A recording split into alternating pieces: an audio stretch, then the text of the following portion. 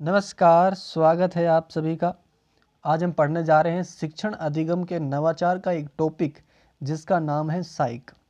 देखिए, साइक को आज हम प्रश्नों के माध्यम से पूरा पढ़ने वाले हैं और जितने भी इम्पोर्टेंट प्रश्न, महत्वपूर्ण प्रश्न बन सकते थे, उन सभी प्रश्नों को लेकर आप सभी के सामने आया हूँ और मुझे लगता है कि यह श्रृंखला आपको बहुत पसंद आएगी। तो बिना समय व्यर्थ किए चलिए शुरुआत करते हैं आज का अपना सेशन। देखिए, शुरुआत करने से पहले एक छोटा सा मैं आपके सामने मोटिवेशनल है अपने माता पिता को लेकर। और ये देखिए, इसमें लिखा गया है कि कभी हिम्मत मत हारना मेरे दोस्त, तुम्हारे माँ बाप तुम्हारे जीतने का इंतज़ार कर रहे हैं। जीवन में आपके बहुत सारी ऐसी समस्याएं आएंगी, ऐसे स्टेज आएंगे जहाँ आपको लगेगा कि यार अब सब कुछ ख़त्म हो चुका है, लेकिन उस समस्याओं को पार करना है। कभी हिम्मत नहीं हारना है। हिम्मत बहुत बड़ी चीज़ होती है। यदि आपने किसी लक्ष्य को पाने के लिए संकल्प कर लिया है और हिम्मत जुटा ली ना, तो आपका लगभग रास्ता तय हो चुका होता है। और ये दौर ऐसा है कि भाई साहब, भर्तियाँ ही भर्तियाँ हैं और रीट एक ऐसी ताकत हमारे सामने खड़ी हुई है जिसको अब की बार हमको हासिल करना ही करना है। 1 जुलाई 2023 को अब की बार ज्वाइनिंग लेनी है तो लेनी है। अब की बार रीट पार, ये लक्ष्य अपने को बनाना है, ये हिम्मत करके रखनी है। ये हमारा ही नहीं, हमारे माँ बाप का भी सपना है, ठीक है ना। इतने दिनों से वो हमको पाल रहे हैं, पोस रहे हैं, और क्या हम उनके लिए एक नौकरी पा नहीं सकते क्या? है तो जी जान लगा देनी है। और ये श्रृंखला आपके लिए है। मैं भी तैयारी कर रहा हूँ, आप भी तैयारी करेंगे, मिलकर तैयारी करेंगे और जितना भी हो सकेगा मुझसे मैं आपसे जुड़ने का प्रयास करूँगा। जितने भी इंपॉर्टेंट प्रश्न बनेंगे आप सभी के सामने लेकर आऊँगा। और तो चलिए अब शुरुआत करते हैं हम। आज का पहला प्रश्न हमारा, तो पहला प्रश्न हमारे सामने है, निम्न में से कौन से नवाचार कोरोना काल से पूर्व के नवाचार हैं? देखिए, आपको पता होगा कि नवाचार 3 प्रकार से हुए हैं।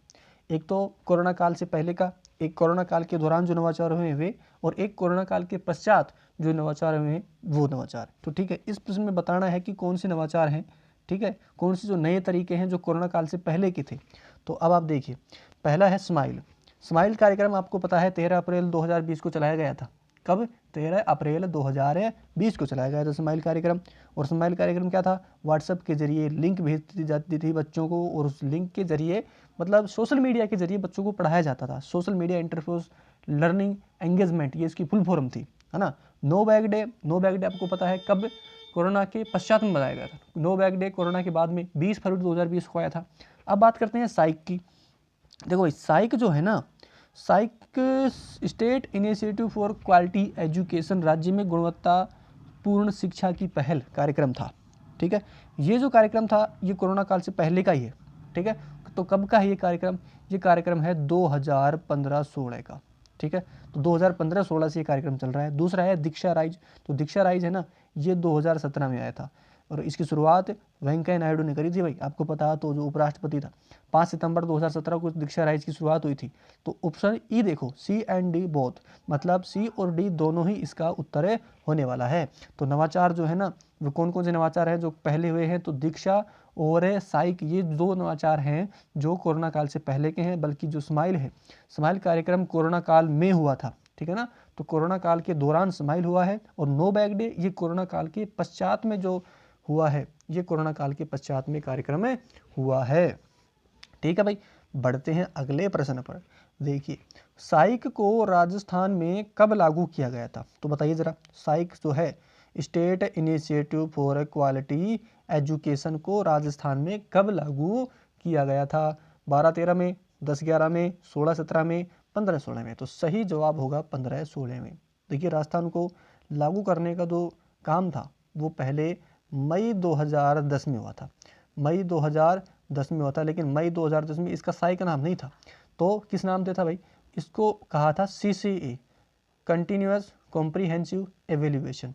कॉन्टिन्यूअस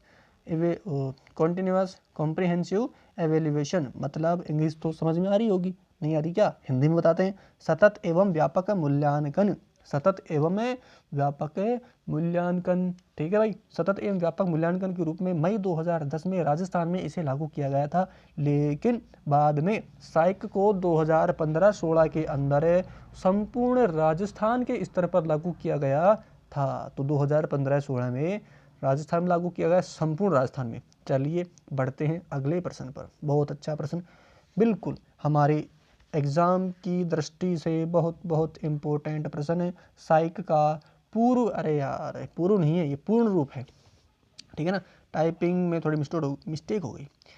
साइक का पूर्ण रूप क्या है, ठीक है ना, ये पूर्व नहीं है, पूर्ण रूप है। तो बताओ क्या है, जरा सोचा, कुछ दिमाग चल रहा है, बताओ। State initiative for quality education है, super institute of quality education है, social institute of quality education है, state institute of quality education. देखो आपने पढ़ा होगा, बिल्कुल पढ़ा है। स्टेट इंस्टीट्यूट है क्या, अरे नहीं नहीं, स्टेट इंस्टीट्यूट नहीं है, स्टेट इनिशिएटिव है। देखो एक ही वर्ड पढ़ के ही उसके पीछे नहीं भागना, कभी आंख बंद आंख बंद करके उसके पीछे भाग जाओ।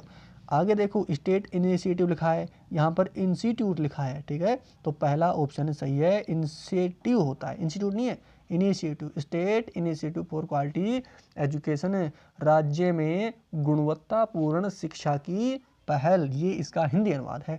चलिए भैया आगे बढ़ो। देखो राज्य में गुणवत्तापूर्ण शिक्षा पहल का नारा क्या है, ध्येय वाक्य बताना है भाई।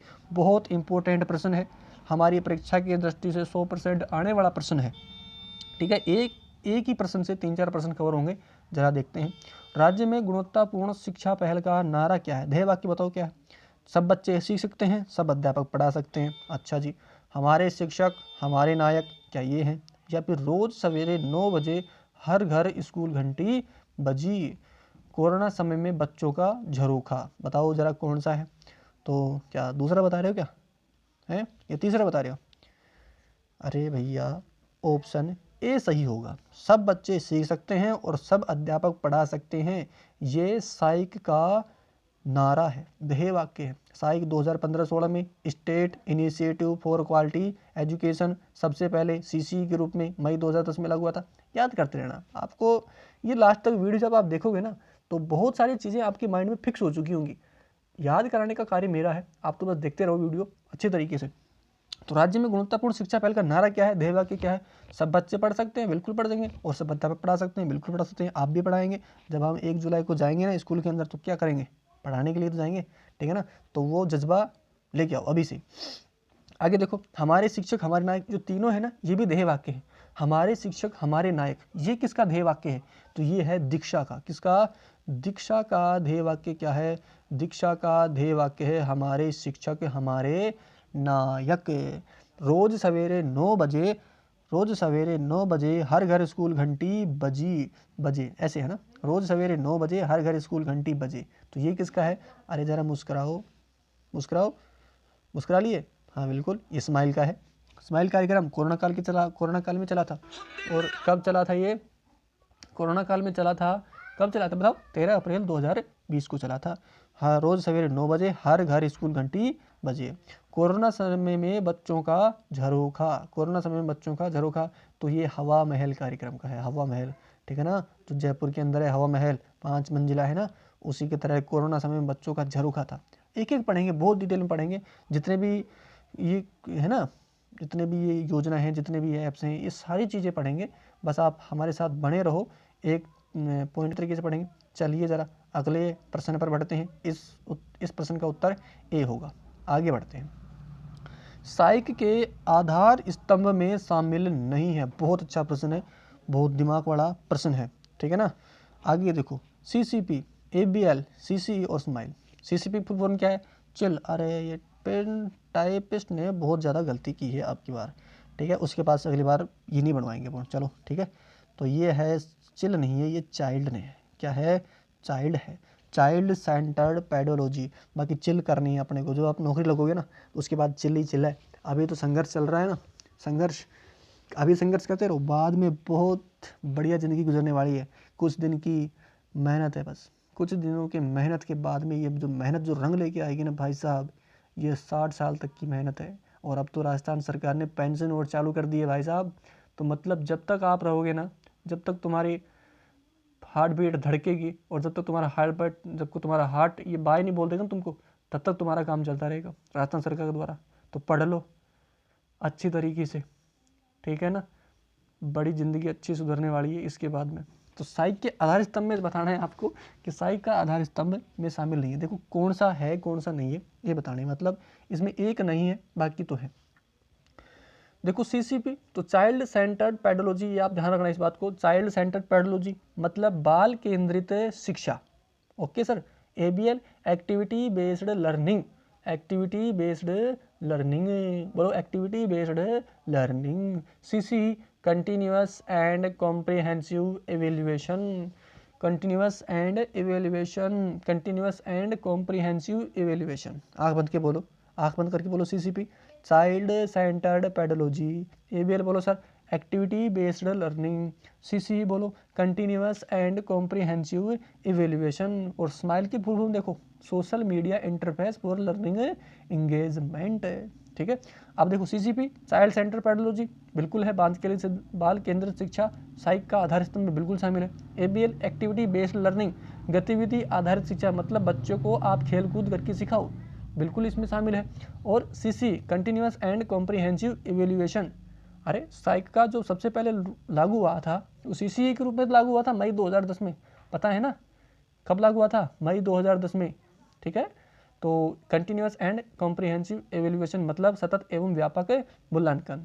और स्माइल आपको पता ही है social media interface for learning engagement. तो इनमें से तीन है, सीसीपी भी है, एबीएल भी है और सीसी भी है। तो अपना उत्तर क्या होने वाला है, अपने को नहीं बताना है, तो ये डी इसमें नहीं है। बाकी जो ये तीन है ना, ये ऊपर के जो तीन देख रहे हो यहाँ तक, ठीक है, ये तीनों ही साइक के आधार स्तंभ में शामिल है। ठीक है भाई, ये जो साइक के है ना, जो साइक के आधार स्तंभ में शामिल कौन कौन सा है, सीसीपी भी है, एबीएल भी है, सीसी भी है। ठीक है। चलिए सर आगे बढ़ते हैं। ये देखो भाई साहब, ये है बहुत काम की चीज़। देखो पहले पढ़ के देखो। परात में अंगूठी ढूंढने की उम्र है। अच्छा जी। और मैं क्या कर रहा हूँ, मैं एग्जाम के सेंटर ढूंढ रहा हूँ। भाई साहब कतई जहर पिक्चर है ना, ये आपके लिए लगाई गई है मैंने। और इससे छुटकारा पाने के लिए, देखो किससे, इस चीज़ से छुटकारा पाने के लिए है ना, इस चीज़ से नौकरी लगना बहुत ज़रूरी है। इस चीज़ से पीछा तभी छूटेगा भाई साहब, और उसके बाद ये काम होगा, पहले ये काम होगा है ना, उसके बाद नौकरी मिलेगी, नौकरी के बाद में फिर ये काम होने वाला है। ठीक है। और नौकरी लगो यार किसी प्रकार से, अगर इन सेंटर ढूंढने से, ये रोल नंबर ढूंढने से, फॉर्म भरने से पीछा छुटवाना है, किसी प्रकार से मेहनत करनी पड़ेगी, दिन रात मेहनत करनी पड़ेगी, कुछ दिन ऐसी मेहनत करनी पड़ेगी जो आपकी ज़िंदगी संवार देगी।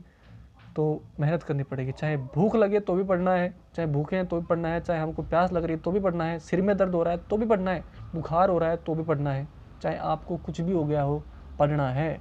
नौकरी चाहिए, मास्टर बनना है ना, 1 जुलाई को ज्वाइनिंग लेनी है, तो भाई साहब पढ़ना पड़ेगा, पढ़ना पढ़ना पढ़ना।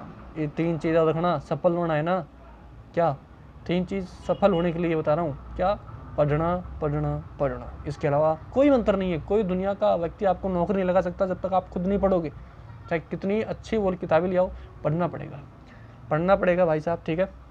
आगे बढ़ते हैं।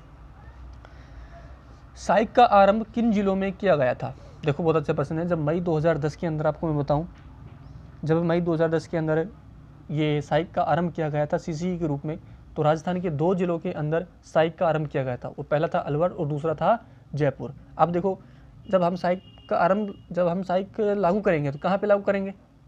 अरे हम किसी जिम सेंटर में थोड़ी करेंगे, किसी पार्क में थोड़ा लागू करेंगे इसको। हम शिक्षक हैं और साइक हमारे शिक्षक के लिए उपयोगी है ना, साइक जो है शिक्षक के लिए उपयोगी है, तो कहाँ लागू होगा? विद्यालय में होगा। तो अलवर में और जयपुर की स्कूलों में लागू हुआ था। तो अलवर की जो स्कूलें थी नहीं, ये देखो मैं भी अलवर से हूँ भाई, है ना, अलवर से। तो अलवर में ये स्कूलें थी, हम अलवर वाले हैं, हम ज़्यादा दम रखते हैं, तो ये लो भाई अलवर में 40। ठीक है। अलवर में स्कूलें थे 40 थोड़ा गड़बड़ हो गया, थोड़ा सा सीधा कर लेते हैं इसको, 0 को, ये लो भाई। अब ओ तेरी, अब भी चलो ठीक, कोई बात नहीं। जयपुर का ले लेते हैं। जयपुर में कितने स्कूल है? जयपुर में 20 स्कूलों में शुरू किया गया था। तो टोटल स्कूलों की यदि संख्या पूछे आपसे कि टोटल कितनी संख्याएं, टोटल कितनी संख्याएं थी, तो टोटल संख्याएं थी स्कूलों की 60। टोटल संख्या कितनी थी? 60। ठीक है ना। लाइट आ गई है, पहले लाइट नहीं थी इसलिए मैंने वो टॉर्च ऑफ की। तो साइक का आरंभ किन जिलों में किया गया था? अलवर जयपुर में किया गया था मई 2010 के अंदर सीसीई के रूप में किया गया था। 2 जिलों के रूप में, अलवर और जयपुर। अलवर की 40 स्कूलें, जयपुर की 20 स्कूलें, कुल मिला के 60 स्कूलें। कब शुरुआत की गई थी? मई 2010 में। 70 पूछे तो 70 बता देंगे सर, हमको कौन सा है? मई 2010-11 में किया गया था। 70 है 2010-11, ठीक है। और कब किया गया आपको पता होगा, मई 2010 के अंदर। तो ये चलिए आगे बढ़ते हैं। आरटी एक्ट 2009 की किस धारा के तहत शिक्षक से गतिविधि आधारित शिक्षण कराने की अपेक्षा की गई है? तो जरा बताओ दिखा, कब की गई है? कब की गई है भाई? तो कब की गई है धारा? अच्छा, कौन सी धारा बतानी है? कराने की अपेक्षा की गई धारा बतानी। धारा 20 में, धारा 21 में, धारा 29 में, धारा 13 में। अच्छा, 20, 21, 29, 13। अच्छा देखो, टाइपराइटर कितना बड़ा महान व्यक्ति है यार, टाइपराइटर, है ना। एक काम उससे ढंग से नहीं हुआ, अगली बार मैं उससे करवाऊंगा ही नहीं काम। तो धारा 24 ऑप्शन ले लो, चलो ठीक है, एक और ले लो, तुम्हारा काम आसान कर देता हूँ। 5 ऑप्शन दे दिए क्या सर? 4 में ही ज़िंदगी अटकी पड़ी है, 5 में तो कहाँ से? ठीक है, तो धारा 24 देखो, अब मैंने धारा ये दिया है तो सीधा सर आंसर यही होगा। तो आरटी एक्ट 2009 की किस धारा के तहत शिक्षक से गतिविधि आधारित शिक्षण कराने की अपेक्षा की गई है? तो धारा 24 में की गई है। देखिए धारा 24 में यदि आपको बताऊं, जब आरटी एक्ट तब पढ़ोगे 2009, तो धारा 24 में कहा गया है कि शिक्षक के कर्तव्य और उसकी शिकायत को दूर करने के तरीके बताए गए हैं, है ना। और उसी में ही धारा 24 के अंदर बताया गया है कि एक शिक्षक से अपेक्षा की जाती है कि वो बच्चों को किस प्रकार की शिक्षण कराए? गतिविधि आधारित शिक्षण कराने, ठीक है। इसके बाद हम धारा 20 देख लेते हैं। धारा 20 में क्या है? तो धारा 20 में बताया गया है कि ये जो एक्ट है, ये जो अनुसूची है, इसमें संशोधन करने की पावर किसके पास में होगी? तो संशोधन किसमें? राज्य का है। तो किसके पास में? राज्य के पास में? अरे नहीं, सेंट्रल गवर्नमेंट के पास में होती है। किसके पास में? सेंट्रल गवर्नमेंट के पास में होती है। धारा 21 में क्या कहा गया है? तो धारा 21 में क्या कहा गया है भाई? धारा 21 में बताओ, धारा 21 में उसका नाम सुना है क्या? विद्यालय प्रबंधन समिति। विद्यालय प्रबंधन समिति कहाँ है? धारा 21 में। धारा 29 में CCE, ठीक है, CCE कंटिन्यूअस कॉम्प्रिहेंसिव एवेल्यूएशन, सतत एवं व्यापक मूल्यांकन की बात कहाँ की गई है? आरटी एक्ट में 2009 में कहाँ की गई है? CCE 29 में। और धारा 13 में क्या कहा गया है कि धारा 13 में कहा गया है कि बच्चे से, जब उसका बच्चे का प्रवेश आप किस स्कूल में कराएंगे, किसी भी सरकारी विद्यालय के अंदर, तो आप उससे किसी भी प्रकार की पैसे नहीं ले सकते, ठीक है। तो धारा 24 में गतिविधि आधारित शिक्षण है। धारा 29 में CCE है, कौन सा? कंटिन्यूअस कॉम्प्रिहेंसिव एवेल्यूएशन, सतत एवं व्यापक मूल्यांकन की बात है। धारा 21 में कहा गया है विद्यालय प्रबंधन समिति है। धारा 20 में इसमें सेंटर इस अनुसूची में क्या कर सकती है? संशोधन कर सकती है। धारा 13, यदि किसी बच्चे को हम एडमिशन दिलाते हैं सरकारी स्कूल में, तो उससे किसी प्रकार की क्या नहीं ली जाएगी? फीस नहीं ली जाएगी। एक याद रखना। धारा 17 में क्या कहा गया है? धारा 17 में कहा गया है कि शारीरिक व मानसिक दंड का प्रतिषेध किया गया है, कि आप बच्चे को किसी प्रकार से न तो उसका मानसिक उत्पीड़न कर सकते हैं, न उसको शारीरिक उत्पीड़ित कर सकते हैं। मतलब बच्चे को पीटना नहीं, बिल्कुल बच्चे को बहुत ही प्यार से और आराम से तरीके से उसको हैंडल करना है। बच्चा पढ़े, यदि आप मारोगे तो बच्चा आपसे ऊब जाएगा, बच्चा आपसे नफरत करने लगेगा, और आप उसकी धीरे धीरे उस बच्चे को अपने से दूर कर दोगे। देख लेना, कभी भी बच्चा उसी को अपना लिखता है ना कि माई बेस्ट टीचर, तो आप बेस्ट टीचर बनना है, ठीक है ना। बच्चा जब लिखे कि माई बेस्ट टीचर इज, है ना, और फिर आपका नाम आए डैश में कि माई बेस्ट टीचर इज, और फिर आपका नाम आए, सोचो कॉपी में आपका नाम चलेगा, है ना। तो इसलिए बच्चों को आराम से पढ़ाना है। और इसका उत्तर क्या होगा? धारा 24 होगा। अगले, साइक योजना का संचालन किया जाता है। साइक योजना का संचालन किसके द्वारा किया जाता है? निदेशक माध्यमिक शिक्षा बीकानेर के द्वारा, या फिर राजस्थान स्कूल शिक्षा परिषद जयपुर के द्वारा, RSCRT उदयपुर के द्वारा, या यूनिसेफ बोर्ड शिक्षा समिति के द्वारा। तो इसका उत्तर राजस्थान स्कूल शिक्षा परिषद होने वाला है, जो जयपुर में स्थित है। निदेशालय माध्यमिक शिक्षा कहाँ है? बीकानेर के अंदर है। तो RSCRT उदयपुर इसका क्या काम करती है? अकादमिक कार्य करती है। यूनिसेफ और बोर्ड शिक्षा समिति जो है इसकी तकनीकी का कार्य करती है, ठीक है। आगे बढ़ते हैं। साइक योजना का संचालन कौन सी कक्षा तक के विद्यार्थियों के लिए किया जाता है? तो किसके लिए किया जाता है भाई? ये कक्षा 1 से 5 तक के विद्यार्थियों के लिए किया जाता है। कक्षा 1 से 5 तक के विद्यार्थियों के लिए किया जाता है। अच्छा, साइक के उद्देश्य देखो, साइक के उद्देश्य क्या है? बाल केंद्रित शिक्षण के द्वारा बालक को सीखने के पर्याप्त अवसर उपलब्ध करवाना। बिल्कुल सही बात है सर, ठीक है। कक्षा 1 से 5 तक के विद्यार्थियों के अधिगम स्तर में गुणात्मक वृद्धि करना, तो बिल्कुल उसमें हम गुणात्मक वृद्धि करेंगे। बच्चों में परीक्षा का भय दूर करना, बिल्कुल सही बात है। बच्चों में सृजनात्मकता एवं मौलिक चिंतन का विकास करना, बिल्कुल सही बात है। तो ऑप्शन है ई इसका सही उत्तर होगा, ठीक है। साइक के उद्देश्य हैं, इसके अलावा और भी उद्देश्य होते हैं। परियोजना संचालन समिति के संदर्भ में असत्य कथन है। अब देखिए, परियोजना संचालन समिति, ये 3 प्रकार की समिति होती हैं और तीनों प्रकार की समितियों के प्रश्न यहाँ आने वाले हैं। और ये जो 3 समिति हैं शुरुआत की, वो राज्य स्तर पर समिति होती है, ठीक है। तो मैं आपको बताता चलूँगा। परियोजना संचालन समिति, इसको बोलते हैं program steering committee. Program steering committee, इसको शॉर्टकट में बताते हैं, शॉर्टकट में लिख दो PSC, प्रोग्राम स्टीयरिंग कमेटी, ठीक है। अब देखो, परियोजना संचालन समिति के संदर्भ में असत्य कथन है, तो बताइए कौन सा कथन असत्य है? यह समिति साइक की सर्वोच्च निकाय अपेक्ष बड़ी होती है। बिल्कुल, यह सबसे बड़ी कमेटी होती है और सर्वोच्च स्तर पर होती है ना। राज्य स्तर पर शीर्ष नीति निर्माता निकाय है, बिल्कुल सबसे बड़ी कमेटी होती है। इसका जो अध्यक्ष होता है, राजस्थान स्कूल शिक्षा परिषद का आयुक्त होता है। कौन होता है? आयुक्त होता है। कौन होता है? आयुक्त होता है इसका अध्यक्ष। और इसमें कितने सदस्य होते हैं? 7 अन्य सदस्य इसके अंदर होते हैं। इसकी जो बैठक होती है वो 3 माह में एक बार होती है। 3 माह में एक बार होती है इसकी बैठक। तो इसमें सभी कथन सही हैं, सभी कथन इसके अंदर सही हैं, सभी कथन इसके अंदर सही हैं। तो ऑप्शन ई सही हो जाएगा, ठीक है। आगे बढ़ते हैं। राज्य कार्यकारी समूह के संदर्भ में सत्य कथन है, तो ये भी राज्य स्तर पर कमेटी होती है दूसरे नंबर की। तो इस कमेटी का दायित्व साइक का क्रियान्वयन करने का है। बिल्कुल, इसका क्रियान्वयन करने का इसका दायित्व बनता है। यह त्रैमासिक रिपोर्ट PSC को प्रस्तुत करती है। PSC मतलब है प्रोग्राम स्टीयरिंग कमेटी, PSC, ये बताया था।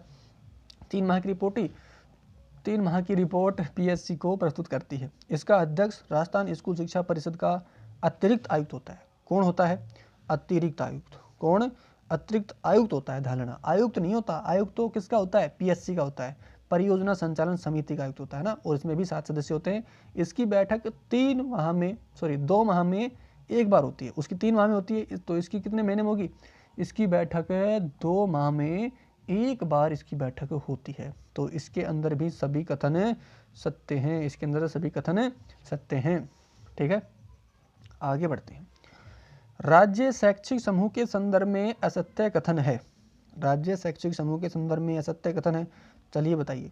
साइक से संबंधित तकनीकी एवं शैक्षिक पहलू पर राज्य स्तरीय संस्थाओं की मदद करती है।